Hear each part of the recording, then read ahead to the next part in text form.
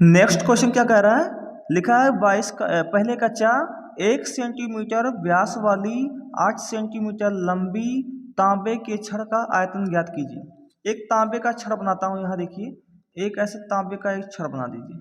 ठीक है, छड़ है, इसका कुछ ना कुछ तो व्यास होगा। मान लो ये ऐसा छड़ है और ये जो पूरा व्यास है, ये जो पूरा व्यास है, ये व्यास कितना है, 1 सेंटीमीटर है। तो यानी कि व्यास क्या होता है 2r, और 2r की वैल्यू कितनी है 1 सेंटीमीटर। तो अगर यहाँ से देखा जाए, अगर यहाँ से 2r की वैल्यू 1 सेंटीमीटर दिया है, 2r की वैल्यू क्या दिया हुआ है 1 सेंटीमीटर, तो r की वैल्यू क्या हो जाएगी 1/2 सेंटीमीटर। इतनी बात क्लियर हो गई।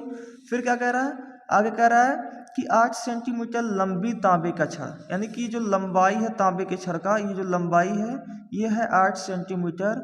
तो इस लंबाई को हम ऊंचाई भी बोल सकते हैं, हाइट h। तो हाइट बराबर कितना दिया हुआ है 8 सेंटीमीटर। फिर आपसे पूछ क्या रहा है, कह रहा है कि उसका आयतन ज्ञात कीजिए।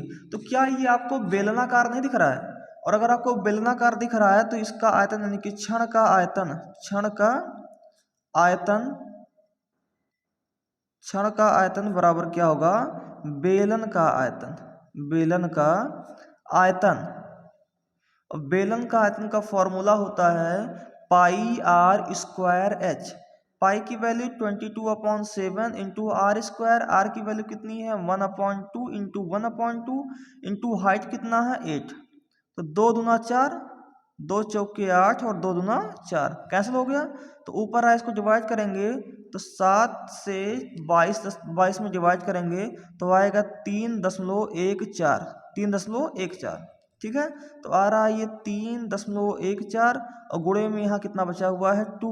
तो मल्टीप्लाई करेंगे, 2 चौके 8, 2 एकम 2 और 2 तियां 6।